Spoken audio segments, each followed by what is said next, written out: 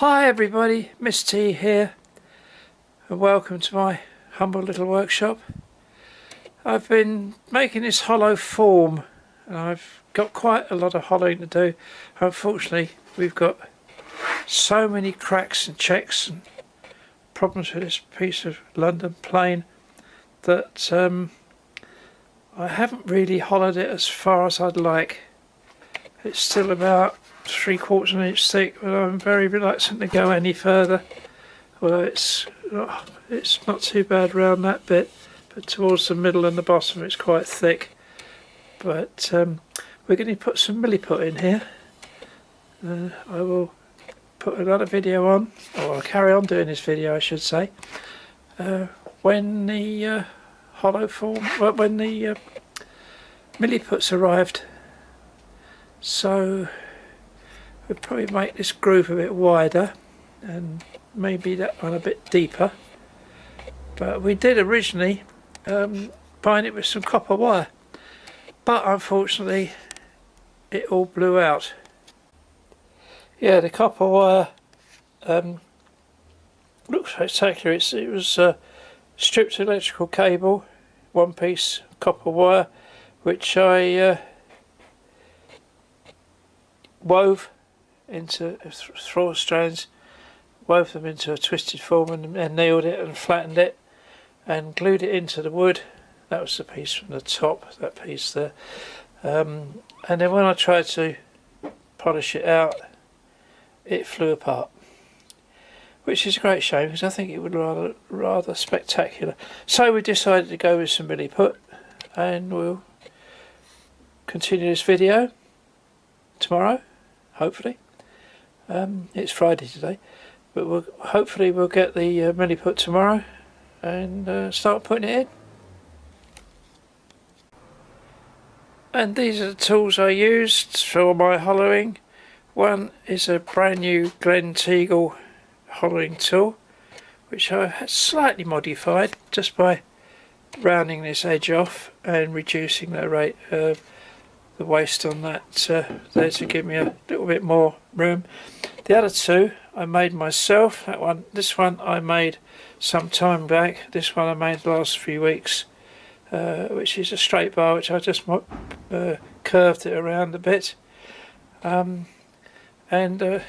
using a technique I used to use many years ago when I was helping with family business and involved with modifying cylinder heads. It's a split stick in a drill or die grinder in those days, with emery cloth on the end to polish the ports.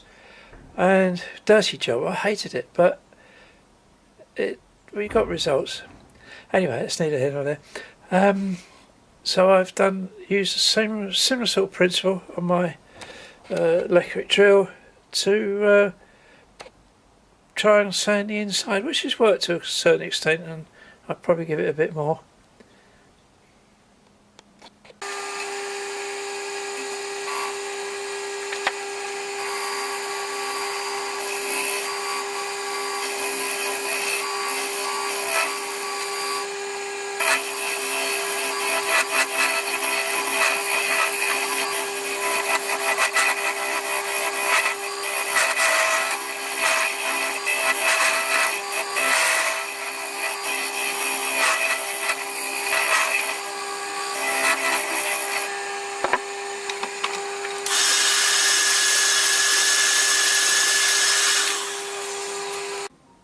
Right, well there's the pot. I did a little bit more hollowing on it as well, and there's the Milliput. I decided to use black and white, basically because it's the first time I've ever done any Milliput, so I thought just random dots and black bits and white bits.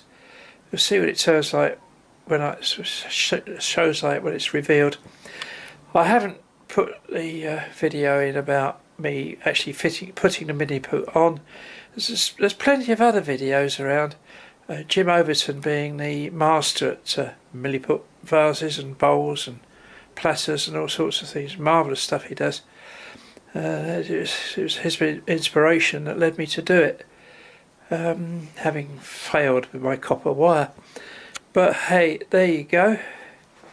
It's I'm quite happy with it. The brown bits I ran out of super glue, so I used some PVA and some panga wood sawdust. So let's see if that comes out okay. Well, we'll wait and see tomorrow when it's nice and hard, and see what it looks like when it's done.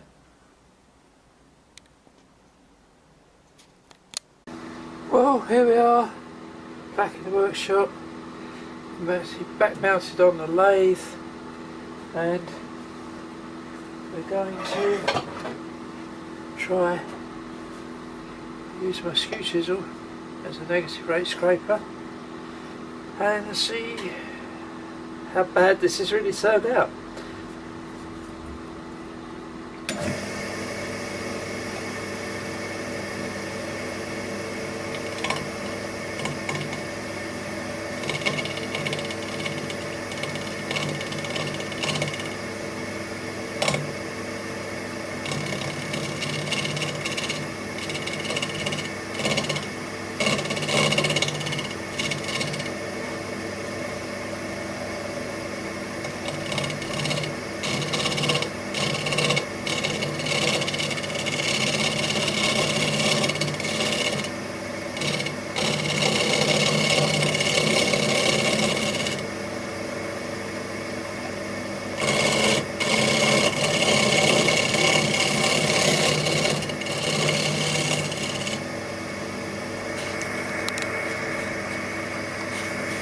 Well, we're beginning to get a crisp edge there. It's perfectly random, the whole thing, but we'll carry on cleaning this up and sanding it and see how we get on.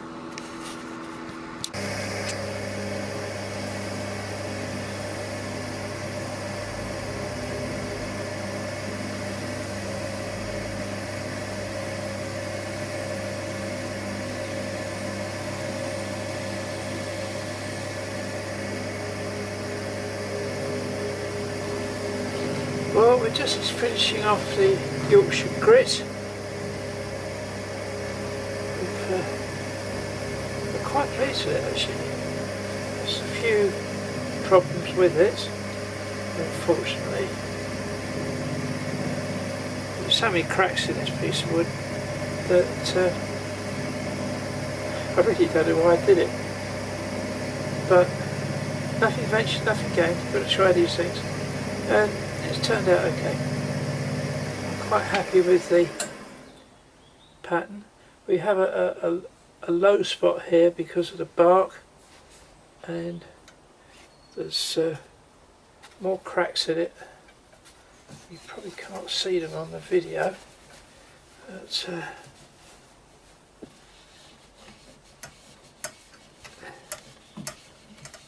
I've sanded as much as I can on the inside. Put some sanding sealer in it with a syringe, give it and then ran the lathe up so it all squirts around. But it's quite a random pattern. I'm quite pleased with it actually. Yeah. Nice crisp edge. Could do better with the Milliput, but it's just an experiment. The first time I tried it. I had a little bit of problem with this bit here because that is lower than the rest of it, so when you try and turn it, it's not round, but there's cracks all over the place. I will show it a bit better when I take it off the lathe. Well, here it is all finished and shiny. As you can see, there's cracks in it galore. Some big ones and some small ones. They go right through. We've got some odd colours in it. And that bark inclusion, which is hard and soft, it's got high spots and low spots in it, but I'm very pleased with it. I like the randomness of the black and white.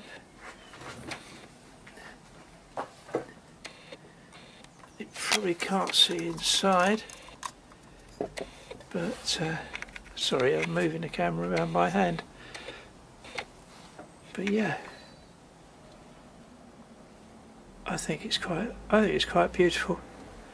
I'm well pleased. There's nasty inclusions here as well, but I filled them up with panga panga, so make them stand out and look different. It makes quite a unusual piece, to say the least. Well, that's all for now on the movie thing. I'm going to be filming some of my works that I've done over the last year, because we are now coming up to 12 months of wood turning. Not with this lathe, but I had a horrible Clark lathe before that. It was a Chinese junk, so I was referred to it.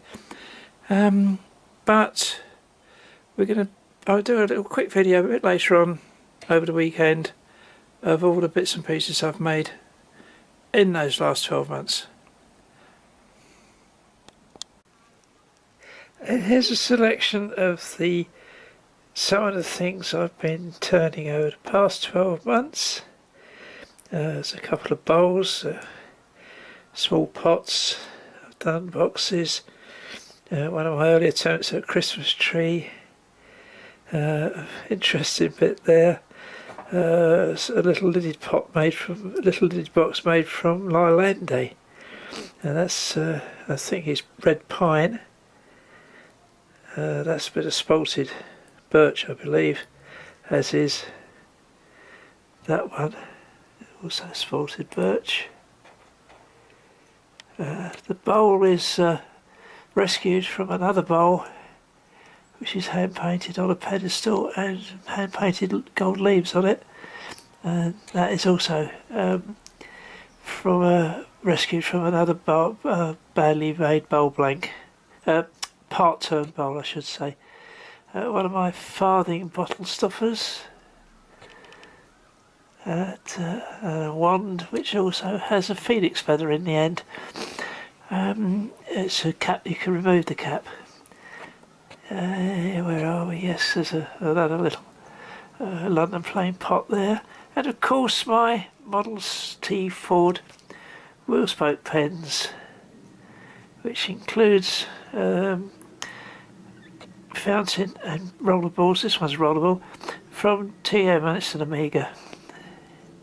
Most of the ones I do up to now I've been on Slimline or Streamline, and the occasional click pen, but I need to get a website up to sell those. And basically there's a lot more. There's the egg and cup as well. Yeah, I think that box is a London plain as well. Yeah, we need to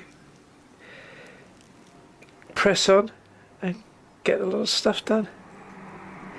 That's all for now, folks. Hopefully get another video up shortly.